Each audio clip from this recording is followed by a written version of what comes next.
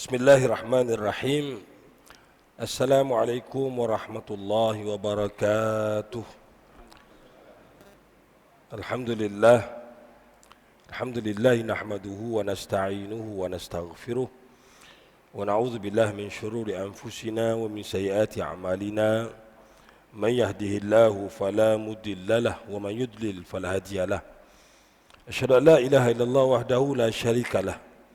وأشهد أن سيدنا محمدا عبده ورسوله اللهم صل وسلم وبارك على سيدنا محمد وعلى آل سيدنا محمد كما صليت وسلمت وباركت على سيدنا إبراهيم وعلى آل سيدنا إبراهيم في العالمين إنك حميد مجيد رب اشرح لي صدري ويسر لي أمري واحلل عقدة من لساني يفقهوا قولي أما بعد.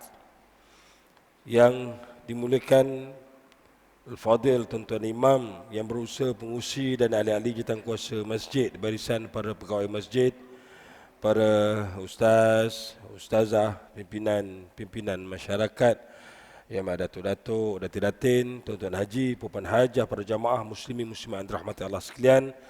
Alhamdulillah kita merafakkan rasa syukur kepada Allah Subhanahu Wa Taala dengan inayah dan izin Allah. Pada malam ini kita dikurniakan kesempatan oleh Allah Subhanahu Wa Taala untuk sama-sama menganjurkan satu program keagamaan sempena hari-hari kebesaran dalam Islam, iaitu Forum Al-Muqarrabin, yang pada malam ini kita mendapat rakaman khas daripada pihak Pahang FM, yang mana insya-Allah tajuk Forum Al-Muqarrabin kita pada malam ini ialah Isra' dan Mi'raj, Rihlah Isra' dan Mi'raj, satu mukjizat. Saya tidak bersendirian pada malam ini, sebaliknya saya ditemani. Bahkan sebenarnya kita nak dengar lebih banyak daripada Al-Fadil Tuan Kadi kita sebenarnya, tuan-tuan. Saya malam ni suara lain macam, tuan-tuan. Jadi tuan-tuan jangan bela telinga apa semua tak. Memang mutu audio suara saya kurang memuaskan. Jadi bersama dengan saya panel Forum Al-Muqarrabin pada malam ini ialah Al-Fadil Tuan Muhammad Rizal Ali Nafiah, Al-Fadil Qadi Daerah Kuantan, yang turut sama akan kita bincangkan dan kita diskusikan, kita kipaskan berkenaan dengan peristiwa agung junjungan besar Nabi kita Muhammad SAW dalam peristiwa Isra' dan juga Mi'raj, yang kita semua tahu bahawasanya ianya berlaku pada bulan Rejab, ya, pada tahun sebagaimana yang telah disebut oleh para ulama sirah, sekitar tahun ke-11 kerasulan Nabi sallallahu alaihi wasallam. Jadi tuan-tuan muslimin muslimat yang dirahmati Allah sekalian, jadi seperti mana biasa Forum Al-Muqarrabin dia ada temanya akrab dengan Tuhan, rapat sesama insan. Selain daripada kita melaksanakan amal ibadah kita pada Allah Subhanahu Wa Taala, tujuannya tidak lain tidak bukan adalah untuk sama-sama kita mengeratkan lagi hubungan keakraban sesama kita sebagai ahli qaryah di dalam qaryah Masjid Tariq bin Ziyad pada malam ini. Utamanya tuan-tuan muslimin muslimat yang dirahmati Allah sekalian, seperti yang kita maklumi, sesuatu perkara itu sebelum berlaku ianya biasanya dan sudah pastinya didasari oleh sebab dan juga musabab yang mendorong kepada berlakunya sesuatu peristiwa. Adapun bila mana kita menyebut tentang peristiwa mukjizat Isra' dan juga Mi'raj ini, bahawasanya di sana terdapat beberapa sebab asbab yang melatari ataupun membelakangi sebab berlakunya peristiwa Isra' dan Mi'raj ini. Kalau dalam sejarah kita lihat kembali tuan-tuan, peristiwa Isra' dan Mi'raj ini berlaku, ianya berlaku setelah Nabi sallallahu alaihi wasallam berhadapan dengan beberapa peristiwa yang sangat besar dalam jiwa baginda sallallahu alaihi wasallam. Antara pertamanya ialah bagaimana setelah kewafatan Khadijah, Sayyidatina Khadijah binti Khuwailid, isteri kesayangan Nabi SAW, dan juga merupakan manusia pertama yang beriman dengan risalah yang dibawa oleh Nabi SAW. Orang yang telah banyak mempertaruhkan seluruh harta, jiwa untuk dakwah Islam yang dibawa oleh baginda SAW, telah pun pergi meninggalkan dunia buat selama-lamanya pada tahun ke-11 kerasulan Nabi SAW, ketika baginda ketika itu berusia lebih kurang 51 tahun. Dan tidak memadai ataupun tidak hanya sekadar itu, kira-kira sebulan 5 hari selepas kewafatan Khadijah, satu lagi orang yang sangat disayangi, yang Nabi SAW sendiri menganggap seumpama bapanya sendiri, yang juga banyak membantu dakwah baginda SAW, iaitu bapa saudara baginda Abu Talib bin Abdul Muttalib, juga telah pun meninggal dunia. Maknanya baru sangat lagi tuan-tuan. Sebulan lepas Khadijah, sebulan 5 hari lepas Khadijah wafat, Abu Talib pula pergi meninggalkan dunia buat selama-lamanya. Dua orang ini merupakan tunggak. Walaupun Allah SWT tidak menganugerahkan nikmat iman dan Islam kepada Abu Talib, tapi dalam peristiwa ini tuan-tuan, dalam dakwah Nabi SAW, Abu Talib juga sangat berperanan dalam membantu bagaimana Nabi SAW berdakwah di Mekah selama 11 tahun sebelum hijrahnya baginda SAW ke Madinah Al-Munawwarah.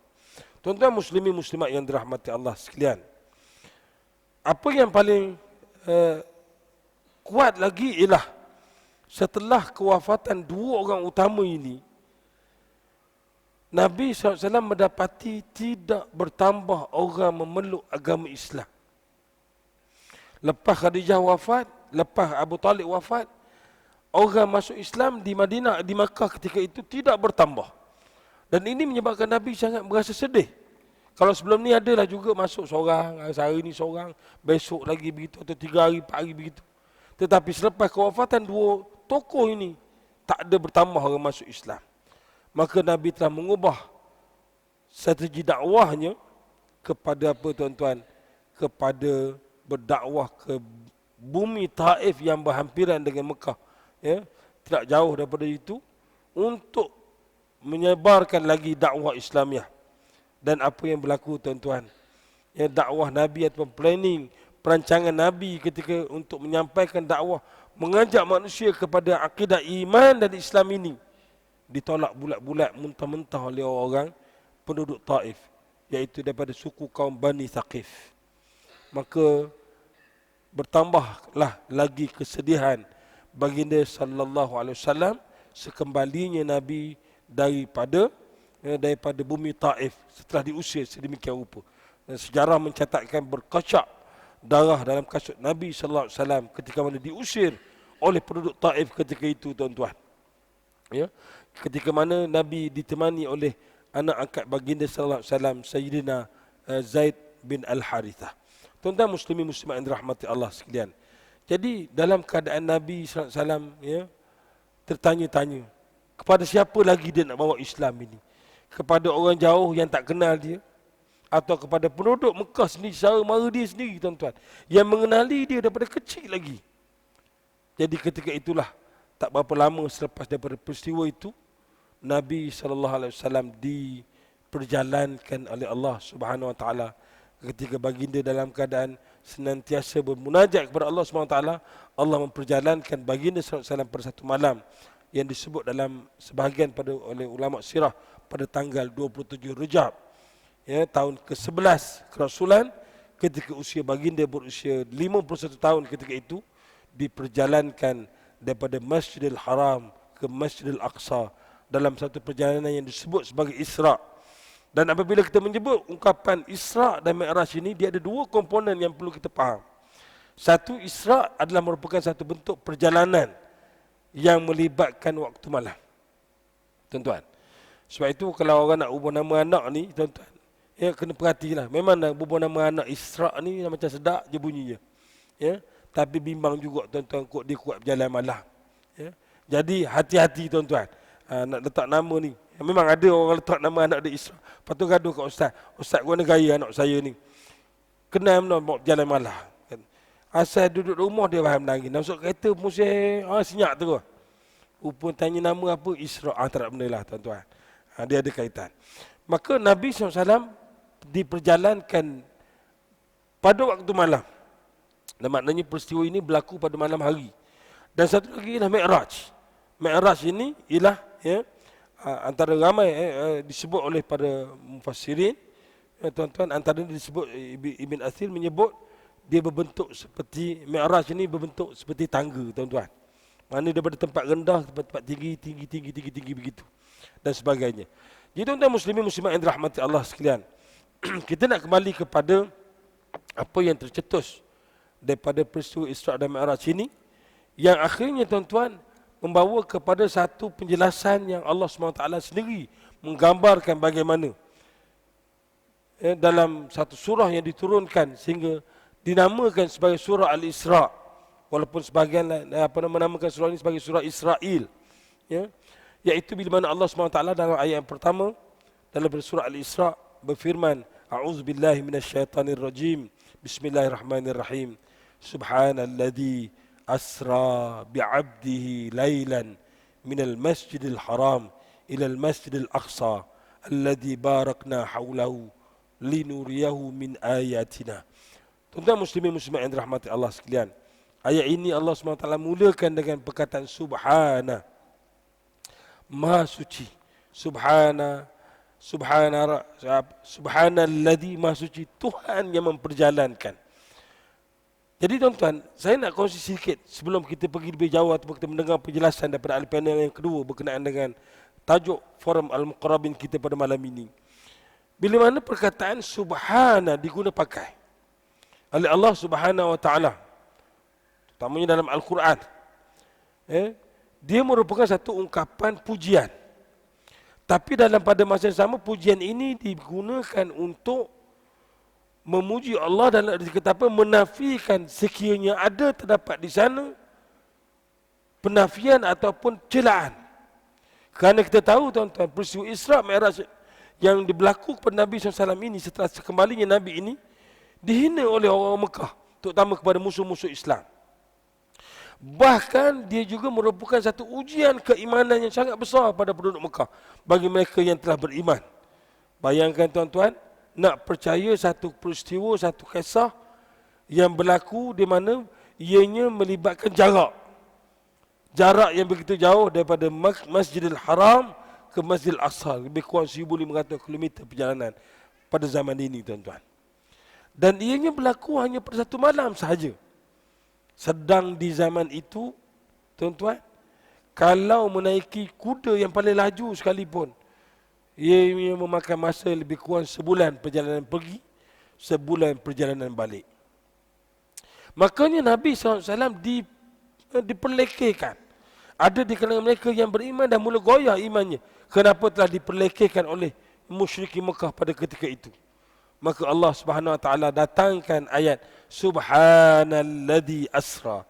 Maha suci Allah.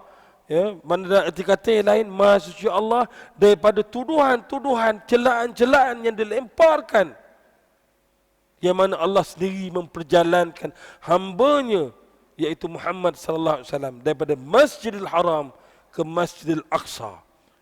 Mana Allah cerita sendiri tentang perkara itu.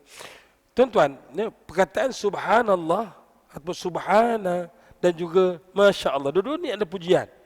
Tapi kalau kita memuji sesuatu benda yang kita rasa seronok, masya Allah, besarnya kipas, kita kata tuan-tuan, besar, sejuknya dan sebagainya, kita guna masya Allah. Sebab apa? Kita memuji akan nikmat yang diberikan kepada kita. Tapi bila perkataan subhanallah, kalau ada orang cuba contohnya memperlekehkan Islam, merendahkan Nabi SAW, ataupun dalam arti kata apa, memperlekehkan agama ini, kita kata subhanallah, maha suci Allah. Mana Allah bebas daripada sebarang celaan dan juga tuduhan-tuduhan yang dilemparkan tadi. Tuan-tuan, jadi ini konteks perkataan-perkataan yang kalau kita jumpa, sungguhnya kita tahu cara ataupun kaedah menggunakannya. Jangan sekarang anak masuk, anak apa pandai di tadika, subhanallah pandainya dia. Tak kena tuan-tuan. Dari sudut mana macam pujian. Tapi dari sudut penggunaannya salah, tak tepat. Itu tuan-tuan yang dirahmati Allah sekalian. Kembali kita kepada dalam konteks Isra' dan Mi'raj ini, Nabi SAW, ya, perjalanannya itu adalah satu perjalanan yang sukar diterima, yang sangat mustahil pada ketika itu. Ini baru diceritakan daripada Mekah ke Masjidil Aqsa. Belum cerita kisah Nabi daripada Masjidil Aqsa, ya, naik sampai ke langit yang ketujuh, tuan-tuan. Cuma apa yang cuba dipahamkan oleh Nabi SAW kepada penduduk Mekah ketika itu, kerana bagi dia diperjalankan dengan menaiki satu tunggangan. Seperti mana yang disebut dalam hadis Bukhari, bagi dia naik satu tunggangan yang berwarna putih. Tuan-tuan, dia memang mempunyai sayap lebih besar daripada kaldai, kecil sikit daripada bagal. Bagal ni dia adalah kacukan antara kuda betina dengan keldai jantan. Maka lahirlah anak kacukan itu yang namanya bagal. Katanya tuan-tuan, bagal ni dia kuat, lebih kuat daripada kuda, tapi dia lebih bodoh daripada keldai. Sebab tu P.Ramli kata apa? Ya? Bikin rosaklah ana punya program bagal, kata dia. Mana bagal tuan-tuan ni, mana lebih, kalau kita tengok keldai tu pada teruk tuan-tuan. Bagal ni lagi, mana dia mewarisi DNA ibu, apa nama, IQ ibunya. Dia mewarisi IQ dari sudut otaknya ialah otak ibu dia. Otak keldai. Senang cerita tuan-tuan. Bapak dia lah, bapak keldai jantan. Dia mewarisi otak bapaknya, fizikal mewarisi fizikal ibunya, kuda tadi. Maka lahirlah apa yang disebut sebagai bagal. Itu tuan-tuan muslimin muslimat yang dirahmati Allah sekalian. Cuma apa yang menarik tentang burak ini, dia juga merupakan perkataan Arab yang merujuk kepada barq. Barq ini kilat tuan-tuan. Kalau orang Arab dia nak kata pos laju, ya, dia kata barqiyah. Maknanya surat tu dipos secara laju. Barqiyah. Mana perkataan bar juga dia ambil. Perkataan kilat adalah juga. Maka daripada perkataan itulah terbitnya perkataan buraq yang merujuk kepada satu tunggangan yang ianya merupakan haiwan. Walaupun ada setengah ulama mutaakhir tuan-tuan cuba mengumpamakan boleh jadi ketika itu Nabi naik kapal terbang, boleh jadi supersonik dan sebagainya. Tetapi tuan-tuan, dalil ini ataupun hujah ini ditolak. Tak kala Nabi kata apa, Nabi ikat dalam hadis, Nabi kata apa, ikat tunggangannya burak itu di tempat Nabi yang lain mengikat tunggangan mereka. Maknanya setakat ni tak pernah dengar cerita lah kapal terbang kena ikat, tuan-tuan nak, ya. Mana betul lah Nabi naik tunggangan. Maknanya walaupun cuma kelajuan burak ini, masya-Allah tuan-tuan, zaman Nabi tak ada diceritakan tentang itu. Sains mengkaji pada hari ini, pada zaman ini rupanya yang disebut sebagai cahaya ini tuan-tuan, ya, dia punya kelajuan dia, ya, memang tak ada tolok bandingnya lah ibaratnya. Iaitu tuan-tuan bayangkanlah, senang kata senang sebut 300,000 km sesaat. 300,000 km sesaat. Jangan nak berlari, jangan nak berlumba lah tuan-tuan dengan cahaya, kesimpulannya. Kalau siapa nak berlumba, tekan torchlight, lari ke dinding tu, siapa sampai dulu, tu salah, buang masa je tuan-tuan. Matahari dengan kita tu berapa jauh tuan-tuan. Kerana kelajuan cahaya yang ada 10 minit, cahaya matahari boleh sampai ke bumi tuan-tuan. Kenapa kelajuan itu? Kalau 300,000 km sesaat, tuan-tuan kira lah, tuan-tuan buka kalkulator berapa jarak matahari dengan bumi kita. Tuan-tuan muslimin muslimat dirahmati Allah. Jadi sekian begitulah yang digambarkan perjalanan Nabi SAW daripada mananya untuk jarak yang sedemikian merupakan satu perkara yang sangat mudah bagi Allah Subhanahu Wa Taala. Bahkan Nabi bukan menaiki tunggangan yang biasa, bahkan Nabi diperjalankan. Jadi tuan-tuan muslimin muslimat yang dirahmati Allah, forum Al-Muqarrabin kita pada malam ini diteruskan membincangkan tajuk, ya, Rihlah Isra' dan Mi'raj, satu mukjizat, ya, dengan tema akrab dengan Tuhan, rapat sesama insan. Diteruskan untuk dikupaskan dengan lebih panjang lebar oleh panel kita yang seterusnya, Al-Fadhil Ustaz Rizal. Silakan Ustaz. Bismillahirrahmanirrahim. Assalamualaikum warahmatullahi wabarakatuh. Alhamdulillah wa syukrulillah. Alhamdulillahilladzi wafaqana li ta'atih wa hadana li ibadati wa khassana bi risalati habibihi wa rasulih. Wassalatu wassalamu ala sayyidina wa nabiyyina wa habibina wa syafi'ina wa zukhrina maulana Muhammad al-mab'uth ilaina khairi khalifatillah fi ardi wa ala alihi wa ashabihi salatan wa salaman daimaini mutalazimaini ila yaumiddin. Rabbi shrah li sadri wa yassir li amri wahlul 'uqdatam min lisani yafqahu qawli. La haula wa la quwwata illa billahil aliyyil azim. Rabbana zidna ilma warzuqna fahma. Rabbana yassir wa la tu'assir. Rabbana tamim bil khair. Amma ba'd. Yang dimuliakan tuan-tuan imam, para pegawai masjid, pengerusi dan barisan ahli jawatan kuasa, kepimpinan masyarakat, datuk-datuk, datin-datin, tuan-tuan, puan-puan sidang jemaah maghrib yang berbahagia lagi dirahmati Allah, dan rakan bicara pada malam ini. Tidak dilupakan juga rakan-rakan kru yang kru bertugas daripada Pahang FM yang turut bersama dengan kita pada malam ini. Alhamdulillah, perbincangan kita pada malam ini perbincangan yang saban tahun dibincangkan. Kalau kita nak cerita, kalau tuan-tuan dah hidup 60 tahun ni, puluh tahun kita dengar cerita tentang Isra dan Mi'raj. Dua komponen seperti yang dikatakan ahli panel tadi. Dua perjalanan yang berbeza, perjalanan secara horizontal, perjalanan daratan, dan perjalanan secara vertikal naik ke langit. Referensnya surah Al-Isra bagi perjalanan darat, dan surah An-Najmi ayat 18 naik ke langit. Itu kita dah biasa dengar. Saya pun ingat masa kecil-kecil dulu, ustaz di kampung tu dia buka kitab. Kita, kalau masuk bulan Rejab ni, dia ada kitab dia. Syekh Daud Fatani, dia ada kitab Tuhfatul Muhtaj fi Isra wal Mi'raj. Satu lagi Jam'ul Fawaid. Dibuka cerita malam pertama Nabi didatangi, bermula daripada malaikat datang, kemudian pemilihan buraq, kemudian dibawa berjalan, berhenti habis 3 muka surat, makan bubur kacang, sambung malam esok pula, sambung balik. Dalam perjalanan itu apa peristiwa-peristiwa yang berlaku, sampai Isyak berhenti, bubur jagung pula, malam esok sambung pula. Nak menghabis ke tu, berminggu. Jadi maksudnya cerita tentang Isra dan Mi'raj ini kita dah biasa dengar, komponen-komponen yang ada, peristiwa-peristiwa yang ada di dalam Isra, itu perjalanan darat, menaiki buraq, kemudian peristiwa-peristiwa, komponen-komponennya, perinciannya daripada Baitul Maqdis naik ke langit menggunakan Mi'raj, ada peristiwa-peristiwanya, dan ia boleh digali, diteroka, dibincang, ambil ibrah pengajarannya. Cuma pada malam ini tajuk kita ialah mukjizat.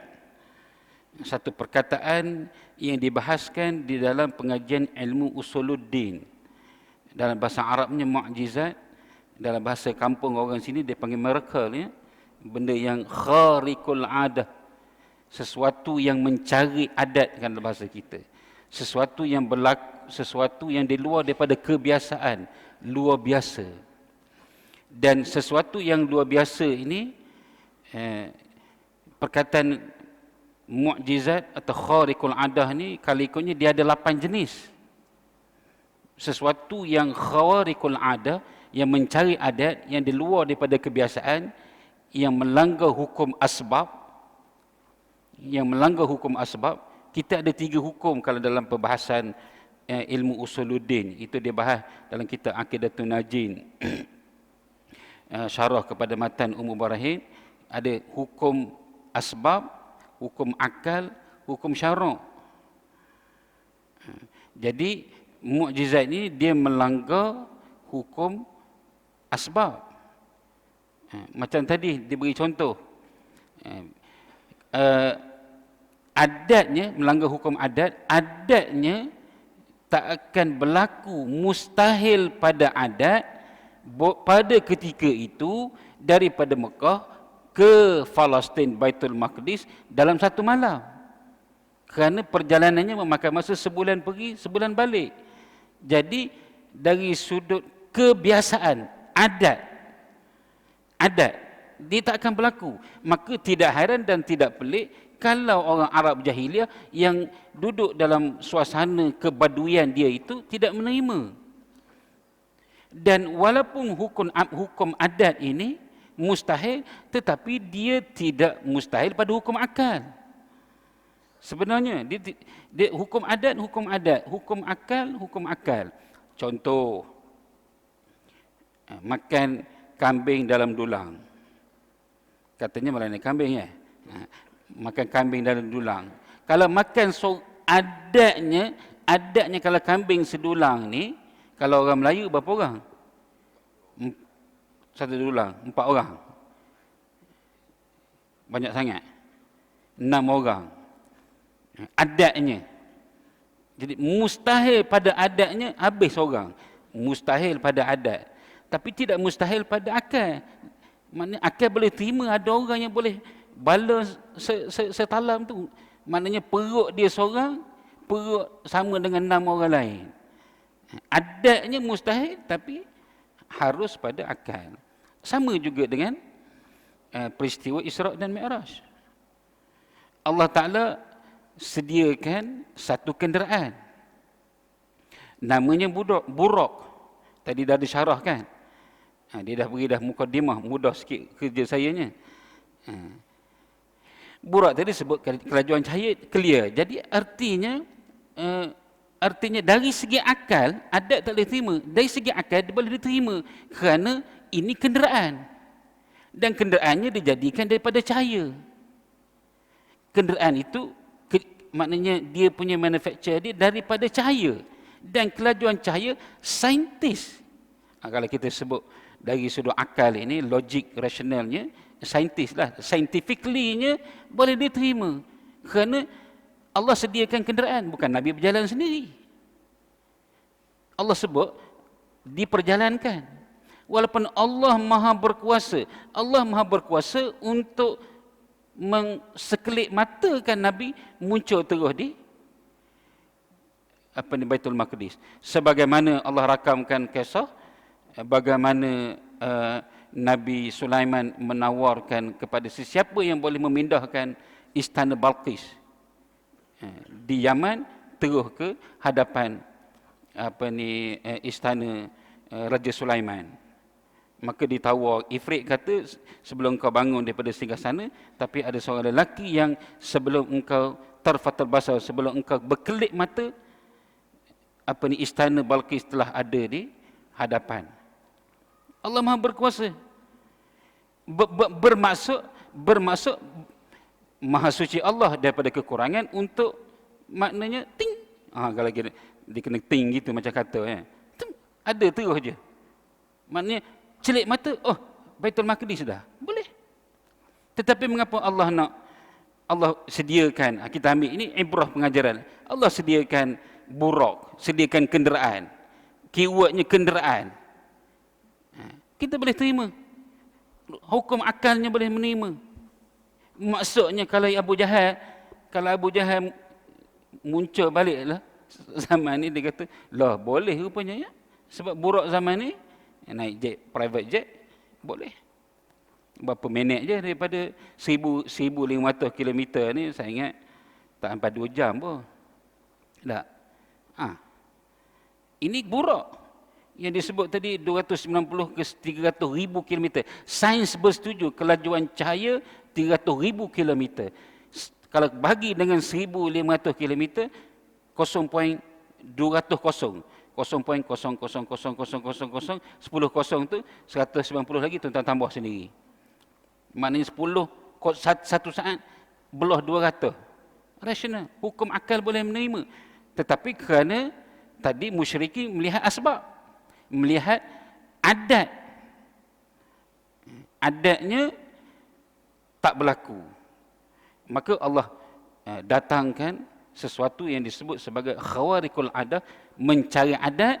Maka bila benda yang mencari adat yang di luar daripada kebiasaan, kalau didatangkan kepada Nabi, itu namanya mukjizat.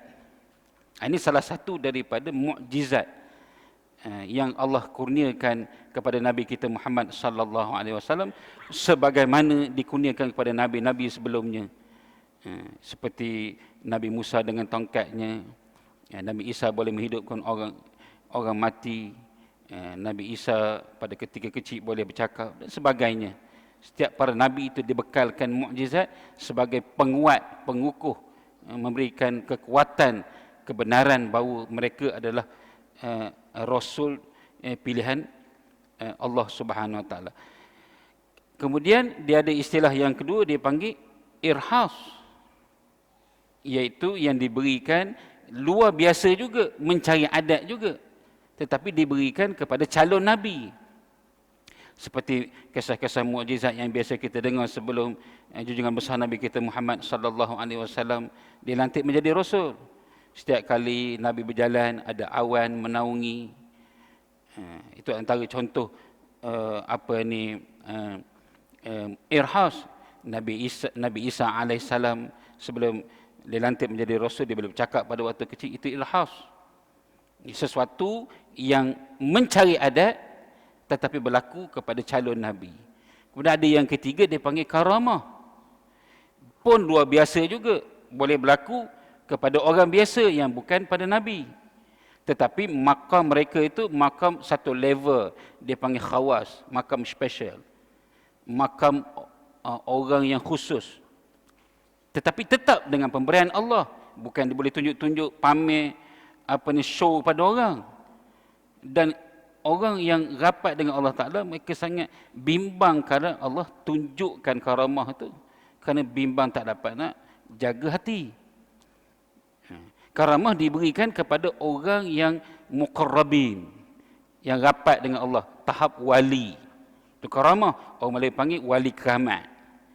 Itu perkataan karamah diberikan kepada wali melalui jalan mendekatkan diri dengan Allah SWT, melalui usaha dan ikhtiar.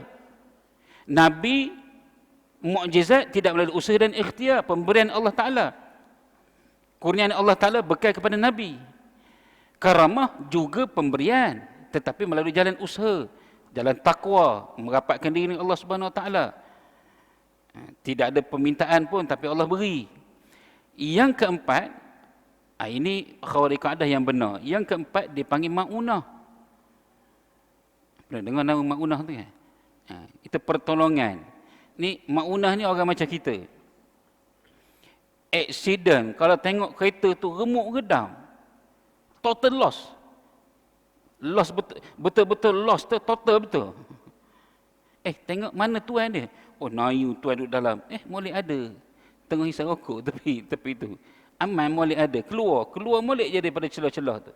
Maknanya hukum akalnya dan adatnya, kebiasaan, kalau begitulah bentuk kereta, orang dia pun sama remuk dengan itu. Tapi dia keluar selamat. Ma'unah, pertolongan Allah Subhanahu Wa Ta'ala. Di celah-celah runtuhan bangunan, dia selamat. Berbelah-belah hari sesat, tanpa makanan, Allah selamatkan. Pertolongan Allah boleh berikan ini kepada orang-orang yang baik. Kemudian ada empat lagi. Yang ni yang kita kena jauhkan. Sihir, kemudian sya'wazah, silap mata yang sekarang ni kalau kita tengok dalam TikTok dan Facebook pun macam-macam dia buat.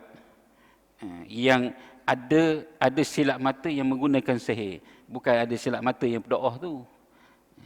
Di belakang tu ada cerita lain, menggunakan teknik. Kemudian ada istidraj. Istidraj ni mua dalam bahasa kita. Dia beri sampai kita berasa kita ni hebat, berasa kita ni betul.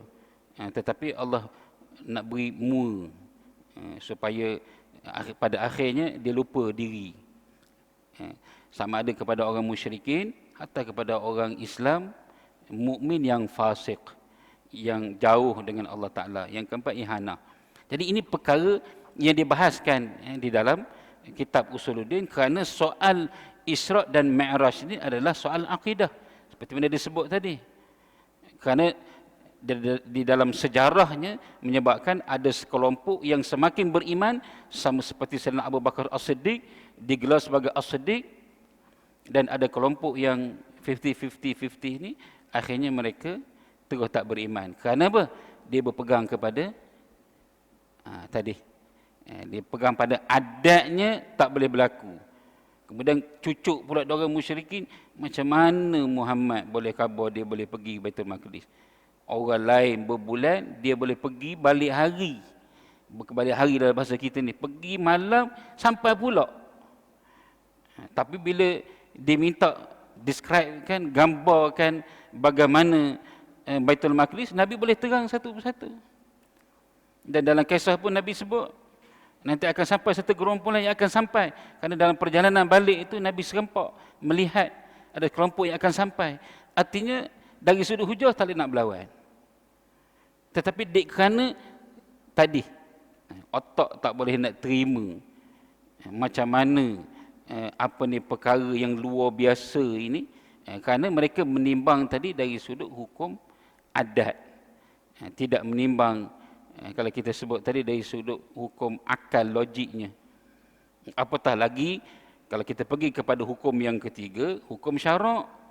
Maha suci Allah Subhanahu Wa Taala daripada sebarang kekurangan. Kalau Allah nak, kun fayakun. Tetapi Allah sengaja untuk memberi pemikiran, untuk menjadi satu benda yang difikirkan, bahawa perjalanan yang luar biasa ini, perjalanan yang luar daripada kebiasaan ini tetap masih boleh ditimbang dari sudut rasional, logik akalnya. Kerana Nabi dibawa berjalan, bukan Nabi berjalan sendiri.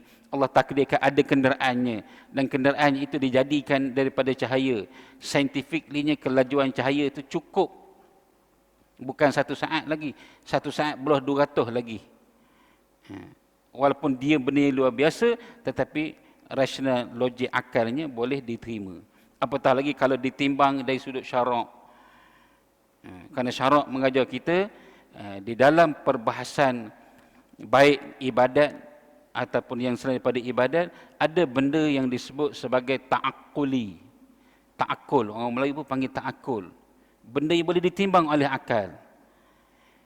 Tapi ada benda yang sampai satu ketika akal kita tak boleh nak fikir. Dia panggil, kita hanya pergi kepada ta'abbud. Kerana akal kita ni bukan bersama mana CPU kita kecil untuk nak mikir kehebatan, kebesaran Allah Subhanahu Wa Taala. Sebab tu bila Nabi dibawa berjalan dalam situasi latar belakang yang diceritakan oleh panel pertama tadi, dengan sempitnya dada Nabi kerana tekanan-tekanan yang dihadapi oleh Nabi, ujian, dugaan sampai peringkat latar belakangnya 3 tahun Nabi di pulau, sekatan ekonomi, sekatan politik, tidak boleh berkahwin, bergaul, sekatan makanan sampai makan daun-daun kering. Dah lepas daripada tu tiba-tiba pak saudara dia meninggal pula, isteri dia meninggal. Jadi tekanan yang dihadapi oleh Nabi SAW sebagai manusiawi. Nabi itu seorang manusia. Jadi manusiawinya perasaan itu datang. Maka itulah dibawa berjalan, bertemu dengan para nabi-nabi yang lain yang juga menghadapi situasi yang sama. Maka dia menjadi sumber kekuatan kepada Nabi sallallahu alaihi wasallam. Jadi ada benda yang sebagai penutupnya saya nak sebutkan, bila cerita tentang benda yang luar biasa ni, hatta dalam ibadat kita pun ada benda yang disebut sebagai ta'abbud. Ada benda disebut ta'akul. Saya biasa buat contoh. Cuba tengok wuduk kita. Tengok wuduk. Wuduk ini salah satu daripada benda yang kita kena buat kalau nak sembahyang. Dia jadi wajib kerana kita nak sembahyang wajib. Dan kalau kita nak buat amalan-amalan yang lain, walaupun amalan tu sunat, tapi kerana syarat dia kena ada wudu, maka kita kena ambil wudu. Kadang-kadang kita fikir-fikir ada kaitannya. Contoh, cuba tengok wudu. Nabi kata, Allah Ta'ala sebut dalam Al-Quran, kalau sekiranya kamu nak solat, idza kuntum ila solat fagsilu wujuhakum wa aydiyakum ilal marafiq. Kemudian famsahu bi ru'usikum wa aydikum ilal ka'bain. Kalau kamu nak semayang, hendaklah kamu berwudu. Okey, 4 anggota wudu. Apa logiknya berwudu? Masa kita berwuduk pun disebut nawaitu rafa'al hadathi asghari. Saja aku mengangkat hadas. Hadas tu apa dia? Hadas tu apa dia? Nak angkat macam mana hadas? Angkat ke atas, angkat ke bawah. Betul ada pula asghari. Angkat hadas yang kecil. Kecil itu saiz dia apa? S, M. Tak boleh nak jawab. Sebab apa? Dia benda yang bersifat maknawi. Lepas tu pula ada hadas besar pula. Besar mana? Dan hadas tu sendiri benda. Hadas tu sendiri. Hadas bukan najis. Ada sebahagian dalam kalangan masyarakat memahamkan hadas itu najis. Hadas bukan najis. Najis menampak dengan mata. 3 ain tu. Ada ainnya, bentuknya, ada warnanya, ada baunya. Itu najis. Hadas, dia tidak berbau. Dia tidak ada warna. Tak boleh nak detect.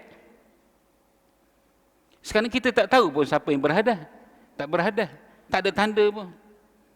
Tak ada lagi setakat ni kajian. Mungkin kita boleh minta pihak universiti, UMP buat detect. Macam kita dulu zaman COVID, siapa yang pakai temperature tu 37.5 kena balik sebab suhu melebihan.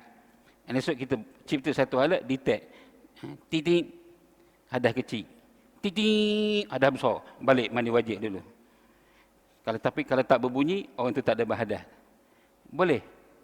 Kok ada teknologi boleh nak detect orang berhadas tak ada hadas. Sebab dia benda yang tak nampak. Tapi bila kita berwudu, kita basuh muka. Apa logiknya basuh muka? Ini dibahaskan oleh Ibn Rushdi dalam kitab Bidayatul Mustahid. Dia bahas benda itu. Dia kata wuduk ni ada benda yang ma'kulatul makna dan ada ghairul ma'kulatil makna. Tak usah cerita nak bahas Isra Mi'raj jauh-jauh ni. Ni hadapan mata kita buat ni. Jawab dulu ni. Mengapa ngangkat hadas? Mengapa tidak nawaitu ghuslal hadasi? Saja aku membasuh hadas. Kita tak baca saja aku membasuh hadas. Tapi kita sebut nawaitu rafa'al hadas. Saja aku mengangkat hadas. Sebab tak nampak benda tu. Tapi kita guna perkataan mengangkat. Kemudian basuh muka. Apa logiknya basuh muka? Okey, boleh terima kalau mukanya kotor. Basuh tangan. Mengapa sampai ke siku? Mengapa tak ketiak? Sedangkan yang masyamnya ketiak. Mengapa sampai ke siku je? Itu tak apa lagi. Basuh kepala. Dalam mazhab Syafi'i, paling minimal basuh kepala 3 helai rambut tak? Colik air dia sikit. Ambil logik. Macam ni. Cukup dah. Kalau ada orang ada rambut, kalau tak ada rambut, ayalah, kepala dah. Mazhab Syafi'i minimal 3 helai rambut. Kalau mazhab Hanafi, rubuk 1/4. Mazhab Maliki, keseluruhan. Ambil logiknya tadi kalau pegang pada mazhab Syafi'i 3 helai rambut. Sebab tu kata Ibn Rushdi, ada benda yang ghairu ma'kulatul makna, tak boleh dipikirkan oleh akal, maka apa dia? Ta'abbudi. Kita hamba terima. Just do it. Let's do it. Buat sahaja. Kerana akal kita tak dapat mencakupi, tak dapat nak menakuli apa di sebalik, walaupun ada hikmah, falsafah di sebalik setiap peraturan yang ditetapkan oleh Allah Subhanahu Wa Taala. Jadi kalau dalam urusan yang sekecil-kecil itu, sementaralah kepada yang besar. Cuma kita sebut tadi wa imma, walaupun dari segi khawariqul adahnya dari sudut hukum adatnya mustahil, tetapi dia tidak mustahil daripada sudut akal. Kerana hari ini setelah teknologi yang sebenarnya dia hanya soal masa. Selepas 1000 tahun, rupanya burak moden membuktikan bahawa manusia boleh bergerak dalam tempoh yang singkat dan tak ada seorang pun sanggup menafikan benda itu berlaku. Kalau dia menafikan, dia pula gila. Dulu siapa kata zaman itu Nabi disebut gila kerana dia boleh bergerak dalam satu malam. Hari ini kalau siapa mengatakan tak boleh bergerak dalam satu malam, dia pula gila terbalik. Padahal benda yang sama, jarak masih kekal. Mekah itulah, Baitul Maqdis itulah. Tapi 1000 tahun dulu, siapa kata boleh balik hari, gila. Hari ini, siapa kata tak boleh balik hari, gila pula. Kenapa? Dia hanya soal masa. Sedangkan Allah Ta'ala tidak tertakluk dengan masa. Itu maksud tadi tasbih Maha Suci Allah daripada sebarang kekurangan. Wallahu alam. Saya serah kembali kepada ahli panel yang pertama untuk pusingan penutup. Silakan. Muslimin muslimat yang dirahmati Allah sekalian, Forum Al-Muqarrabin, akrab dengan Tuhan, rapat sesama insan. Kita teruskan pada pusingan yang kedua pada malam ini. So tuan-tuan, are you okay? Boleh lagi tahan insya-Allah. Dia bak kata Al-Fadhil Tuan Kadi tadi, kalau dulu-dulu memang tak memadai semalaman. Silap-silap 7 hari 7 malam punya cerita. Itu pun tak tahu berapa jenis menu dah. Daripada bubur kepada pengat kepada itu, kepada ini dan bagai lagi tuan-tuan. Nak memahamkan atau nak menceritakan kepada masyarakat tentang peristiwa mukjizat agung yang berlaku kepada junjungan besar Nabi kita Muhammad SAW dalam peristiwa Isra dan Mi'raj ini. Tuan-tuan muslimin muslimat yang dirahmati Allah. Jika kita perhatikan peristiwa Isra Mi'raj ini tuan-tuan, bila dilihat dengan pandangan yang lebih jauh, dia merupakan proses melengkapkan risalah dakwah Nabi sallallahu alaihi wasallam. Dalam erti kata tuan-tuan, Nabi ini datang diutuskan oleh Allah SWT membawa satu akidah yang disebut sebagai akidah tauhid. Dan inilah dia akidah yang dibawa oleh seluruh para rasul dan juga anbiya. Apa saja kaum dan juga zaman mereka berada, mereka adalah membawa satu akidah, iaitu mengisbatkan tidak ada Tuhan yang layak disembah melainkan Allah. La ilaha illallah. Ya, jadi tuan-tuan muslimin muslimat yang dirahmati Allah. Bagi nak merealisasikan, kita benar-benar menyatakan bahawa tidak ada Tuhan yang layak disembah melainkan Allah dan juga Nabi Muhammad itu sebagai Rasulullah. Maka dalam peristiwa Isra dan Mi'raj ini tuan-tuan, Nabi SAW dipanggil bertemu dengan Allah, sehinggalah di satu tempat yang digelar sebagai Sidratil Muntaha, tempat yang mana Sayyidina Jibril pun tak boleh masuk. Dan disitulah Nabi SAW diriwayatkan, diceritakan bertemu dengan Allah SWT, dan berlakulah pertemuan yang Allah dan Rasul saja mengetahui.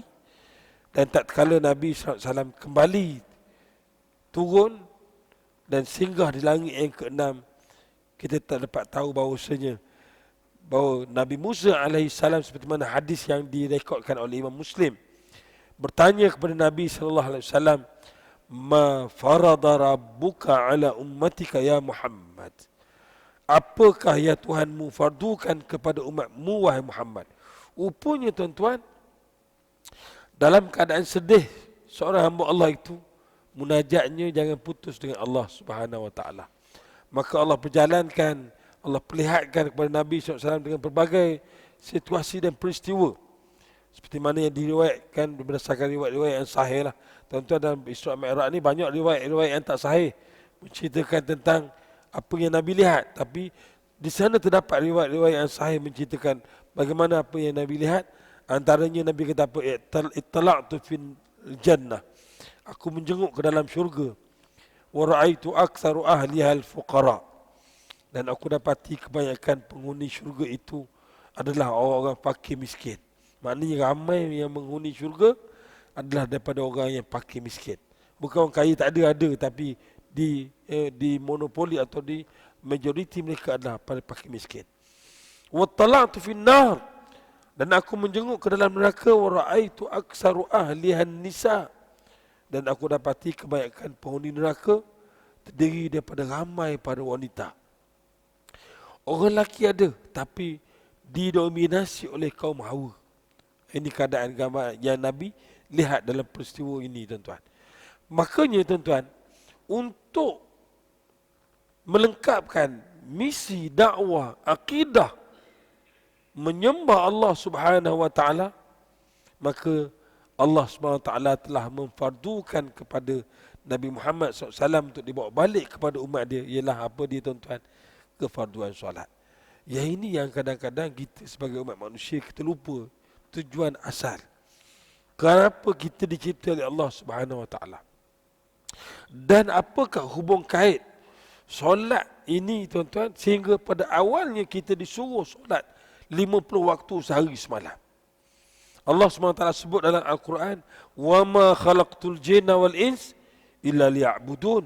Tidak aku ciptakan jin dan manusia ini melainkan untuk mereka menyembah aku. Makanya wasilah untuk menyembah Allah itu Allah sebut dalam Al-Quran ayat yang lain antara surah Taha.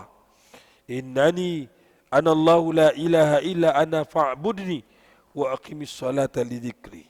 Sesungguhnya lah akulah Allah, tidak ada Tuhan melainkan aku, maka sembahlah aku dan dirikanlah solat tanda kalian ingatkan aku.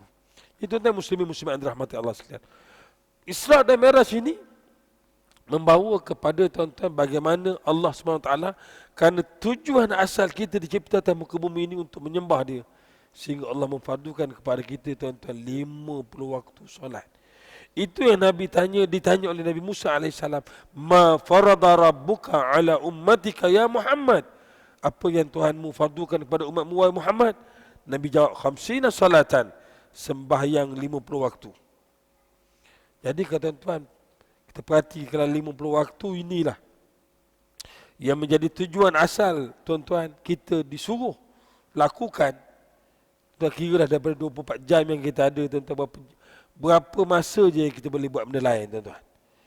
Kalau 50 waktu solat yang kita kena buat sekarang yang sepatutnya, tuan-tuan, mana kurang lebih 20 minit something lah, tuan-tuan.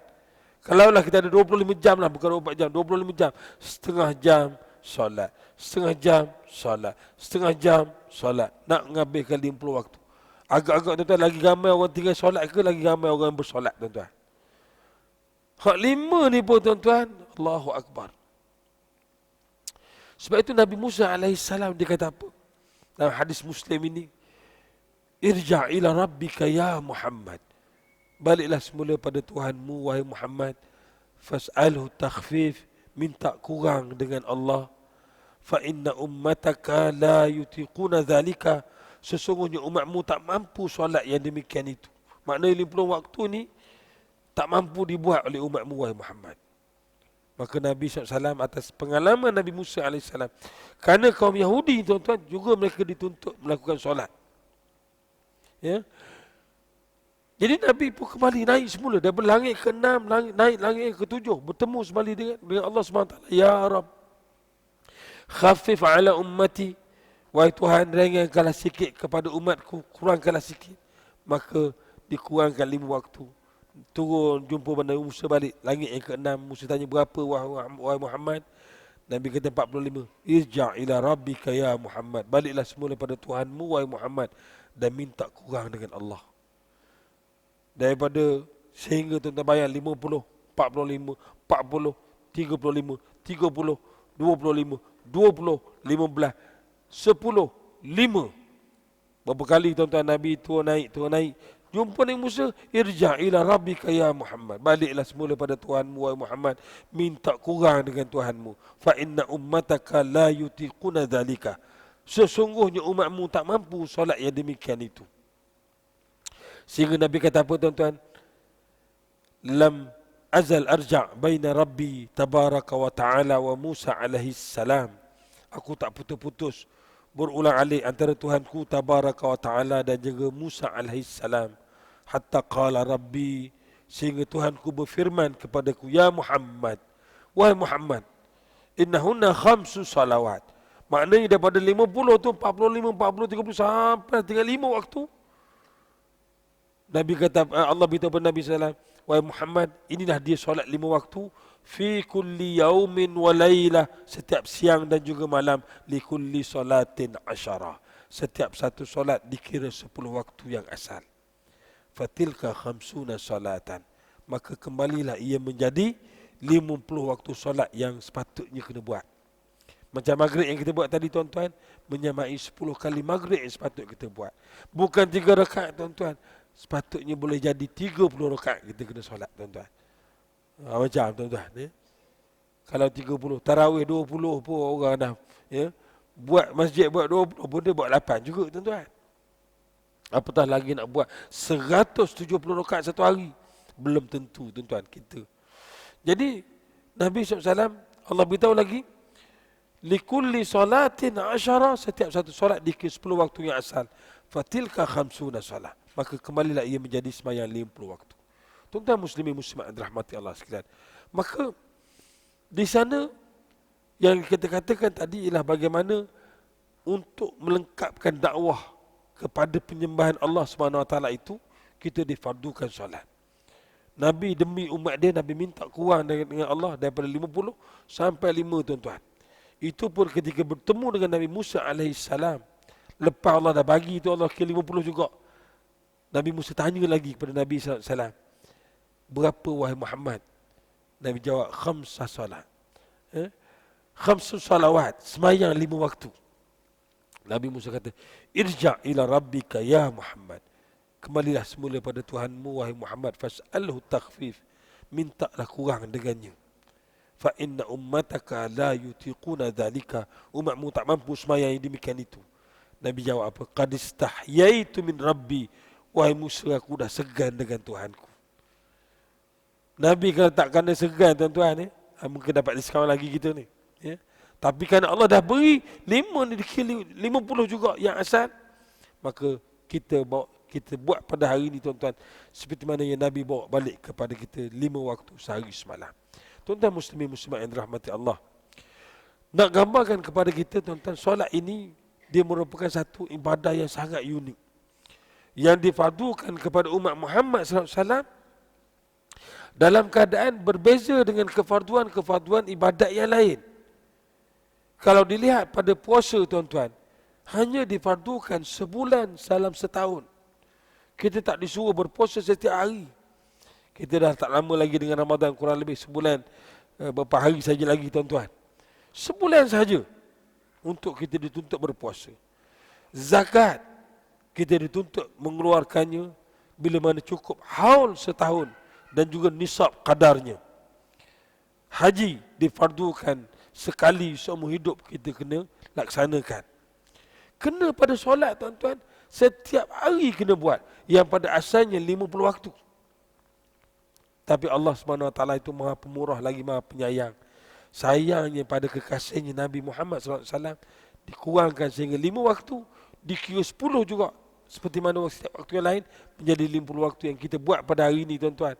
Menjadikan 50 waktu seperti mana asal, maka itulah dia sebenarnya tuan-tuan, tujuan kenapa kita dicipta di atas muka bumi ini.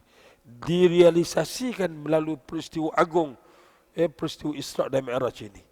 Maka fahamlah kita tuan-tuan, atas sebab apa kita dicipta di atas muka bumi ini, dan atas sebab apa tuan-tuan kita sangat-sangat dituntut untuk solat. Sehingga solat Allah tak beri melalui perantaraan Jibril AS. Kalau yang haji, puasa, zakat, turun wahyu saja, memadai, Nabi sampaikan kepada umat dia. Tetapi solat ini tuan-tuan, bawa menghadap bertemu dengan Allah SWT tidak melalui perantaraan Jibril AS. Sebab itu tuan-tuan, kita sebagai umat Nabi Muhammad SAW ini berpegang tentang keutamaan solat yang mungkin orang sudah mula pandang lebih kurang tuan-tuan. Kita cukup bimbang. Bila mana kajian demi kajian dibuat, terutama di bandar-bandar besar tuan-tuan, 70% umat Islam pada hari ini tidak penuh solat 5 waktu. Boleh jadi mereka hanya berjaga solat Jumaat saja barangkali. Itu ramai. Kena waktu-waktu yang lain tuan-tuan, mereka sanggup tinggalkan. Mereka tak nampak tujuan asal. Dan besarnya solat ini sehingga difardukan dalam satu program yang sangat hebat. Isra' dan Mi'raj itu. Yang merupakan mukjizat yang tak tercapai oleh pemikiran manusia pada ketika itu tuan-tuan. Jadi muslimin muslimat yang dirahmati Allah sekalian, berbalik kita tentang forum Al-Muqarrabin kita ini tuan-tuan, saya menyentuh sedikit 3 kesimpulan yang mudah boleh kita pegang sebelum kita minta Al-Fadhil Tuan Kadi untuk membuat rumusan terhadap forum Al-Muqarrabin kita pada malam ini, iaitu pertama tuan-tuan, solat ini tuan-tuan dia merupakan penghubung antara kita dengan Allah SWT, seperti mana yang pernah disebut oleh almarhum Dr. Yusuf Al-Qardawi, inna salata bimanzilatil mi'raj. Sembahyang itu sebenarnya dia seumpama kedudukannya macam kita mi'raj, bertemu dengan Allah Subhanahu wa taala. Kerana ketika itulah tuan-tuan kita bermunajat kepada Allah, menyembah Allah, dan kita telah meletak satu keadaan di mana tidak ada kemuliaan pada kita melainkan keagungan dan kebesaran Allah Subhanahu wa taala. Tuan-tuan bayangkanlah ketika itu punggung kita dalam keadaan sujud lebih tinggi daripada kepala kita. Tuan-tuan, masa itu kadang-kadang sehingga Allah kata apa? Aqrabu ma yakunul abdu li rabbih wa huwa sajidun. Saat paling hampir, saat paling muqarrab seorang hamba itu dengan Tuhannya ketika mana dia sujud. Faksirud du'a afih, maka perbanyakkanlah doa tak kala mana sujud. Tuan-tuan, pertama. Yang kedua tuan-tuan, Isra' dan Mi'raj ini juga dia merupakan satu ujian keimanan. Dan ketika itulah tuan-tuan, terbukti sebenar-benar keimanan para sahabat ataupun kaum muslimin yang ada ketika itu. Sehingga muncullah satu watak yang sehingga pada hari ini tuan-tuan, diberi gelaran. Dan tidak ada lagi orang yang boleh merangkul takhta itu atau jawatan itu yang digelar sebagai As-Siddiq. Iaitu seperti mana yang berlaku kepada Sayyidina Abu Bakar As-Siddiq radhiyallahu anhu. Orang yang Abu Lahab ketika itu tuan-tuan dan juga Abu Jahal, dia rasa dia dapat bola tanggung untuk melemahkan Abu Bakar yang sentiasa bersama dengan Muhammad. Bayangkanlah tuan-tuan, dia dapat satu bola tanggung yang mana Nabi cerita dia pergi daripada Masjidil Haram ke Masjidil Aqsa, balik pada malam yang sama. Sebelum subuh Nabi sampai semula ke Mekah. Jadi Abu Jahal, Abu Lahab datang jumpa dengan Abu Bakar. Wahai Abu Bakar, kamu tak dengar cerita ke Muhammad pada pagi ni? Masa tu tuan belum ada salat subuh berjemaah lagi. Sebab Nabi bawa balik semayang fardu. Kalau ada salat berjemaah, mana Nabi boleh cerita terus lepas semayang subuh. Mana belum lagi tuan-tuan. Jadi masa tu Abu Bakar kata, ya, aku tak jumpa Rasulullah lagi pagi ni. Apa cerita dia? Awak tahu tak? Muhammad tengah cerita pada orang sekarang, dia pergi di Masjid ni daripada Mekah ni, dia pergi ke Masjid Al-Aqsa malam tadi, dia balik semula ke sini malam tadi juga. Jadi Abu Bakar tanya pada Abu Jahal, Abu Lahab, siapa yang cerita? Muhammad lah cerita. Kalau Muhammad cerita lebih pada tu, bukan percaya. Ini sifat Abu Bakar tuan-tuan. Tak ada langsung meletakkan sedikit keraguan kepada kebenaran Rasulullah sallallahu alaihi wasallam. Sehingga dia digelar sebagai As-Siddiq, orang yang sentiasa membenarkan Nabi Muhammad sallallahu alaihi wasallam. Dan yang apa? Dan yang ketiga tuan-tuan, daripada Isra dan Mi'raj ini, menggambarkan tuan-tuan keutamaan peranan masjid itu sendiri. Perjalanan ini tuan-tuan bukan semata-mata Masjidil Haram ke Masjidil Aqsa, Nabi bawa balik solat untuk dilaksanakan. Dan solat itu tuan-tuan diajar dan disunnahkan oleh Nabi SAW untuk kita sama-sama buatnya di masjid, terutama bagi kaum lelaki. Marilah sama-sama kita mengimarahkan tuan-tuan masjid kita dengan melakukan solat berjamaah pada 5 waktu. Setiap waktu tuan-tuan. Bukan hanya kita menumpukan solat Jumaat semata-mata ataupun solat tarawih yang bakal kita laksanakan pada Ramadan yang bakal menjelang tiba tak lama lagi insya-Allah.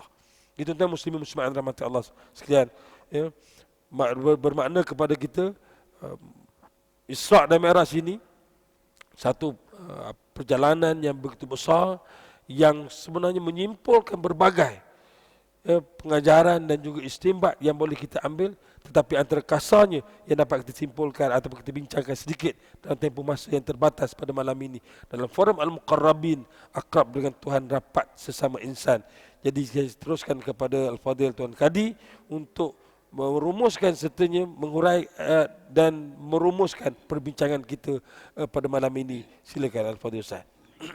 Bismillahirrahmanirrahim. Assalamualaikum warahmatullahi wabarakatuh. Subhanaka la ilma lana illa ma 'allamtana innaka antal alimul hakim.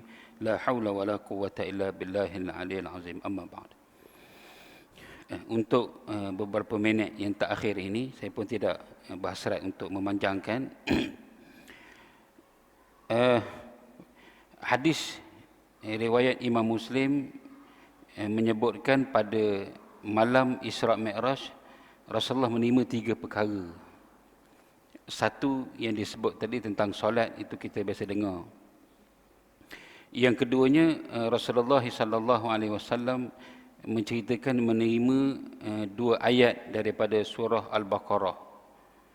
2 ayat terakhir daripada 2 ayat terakhir daripada surah Al-Baqarah, 285, 286, surah yang paling panjang, ayat yang paling banyak, 286 ayat. Daripada amanar rasulu bima unzila ilaihi mir rabbi wal mu'minun sampailah kepada la yukallifullahu nafsan illa wus'aha ila akhir ayat. Artinya 2 ayat ini sangat istimewa. Ayat ini juga termasuk dalam ayat-ayat ruqyah, ayat-ayat yang termasuk dalam manzil. Dia juga merupakan ayat pendinding. Yang diriwayatkan dalam hadis, walaupun status hadis itu gharib, sesiapa yang membaca ayat ini di rumah, syaitan tidak akan masuk ke dalam rumahnya selama 3 hari. Dan dalam hadis riwayat Imam Bukhari, yang ni poin saya nak sebutkan supaya kita dapat beramal. Kalau kita dapat malam ini dan kita, kalau sebelum ni kita mungkin terlepas pandang untuk beramal, bermulalah selepas pada malam ini untuk kita bacakan ayat ini. 2 ayat ini yang sebenarnya itu ayat wirid, ayat doa selamat, ayat kita tahlil, kita hafal belaka dah. Anak-anak kita pun hafal kerana dia biasa. Kita pergi kenduri pun inilah ayatnya. Ayat yang sangat istimewa, diterima ketika Nabi berada di Siratul Muntaha. Amanar Rasul dengan la yukallifullah. Dan Nabi SAW sebut dalam hadis riwayat Bukhari, siapa baca ini pada waktu malam kafatahu, maka cukuplah 2 ayat itu sebagai sumber keimanan, kekuatan dan fadilat, seolah-olah dia beramal pada satu malam. So kesimpulannya ialah kita mulalah untuk beramal selain daripada sebelum tidur kita beramal dengan membaca istiqamah surah Al-Muluk. Kemudian yang satu lagi itu Allah kurniakan kepada kita umat Muhammad sallallahu alaihi wasallam, selain daripada 2 ayat dan sembahyang itu, ialah keistimewaan umat Muhammad sallallahu alaihi wasallam. Allah boleh mengampunkan dosa, apa jua dosa bagi umat Muhammad melainkan dosa syirik. Artinya bagi kita pengikut junjungan besar Nabi kita Muhammad sallallahu alaihi wasallam, keistimewaan yang Allah kurniakan ketika menjemput junjungan besar Nabi kita Muhammad sallallahu alaihi wasallam naik menjadi tetamu menghadap Allah Subhanahu wa taala, ialah umat Muhammad wajib masuk syurga. Syarat tidak syirik. Dia ada 6 perkara tu, tapi itu kesempatan lain kita tak sempat nak bahas. Tapi endingnya menurut akidah Ahli Sunnah wal Jamaah, umat Muhammad sallallahu alaihi wasallam berdasarkan akidah Ahli Sunnah wal Jamaah wajib masuk syurga. Syarat utama dia tidak syirik. Ini kesimpulan kelebihan apa yang berlaku pada peristiwa Isra' Mi'raj dikurniakan kepada kita, maka sangat beruntunglah kita menjadi pengikut Nabi kita Muhammad sallallahu alaihi wasallam. Kita banyak berselawat, mudah-mudahan itu salah satu daripada syafaat yang Allah kurniakan kepada kita melalui banyak mengingati Nabi sallallahu alaihi wasallam. Itu salah satu daripada jalan menuju kepada syurga Allah Subhanahu wa taala. Jadi saya ingat itu sajalah perbincangan kita pada malam ini. Yang baik itu datang pada Allah, yang lemah yang kurang itu kita sama-sama memohon keampunan padanya. Terima kasih kepada pihak Masjid Tariq bin Ziyad yang menjadi tuan rumah kepada forum kita pada malam ini, bersama-sama dengan Pahang FM. Munajat Muqarrabin ini salah satu daripada program yang ada di Pahang FM. Terima kasih banyak-banyak. Wabillahi taufiq wal hidayah. Wassalamualaikum warahmatullahi wabarakatuh.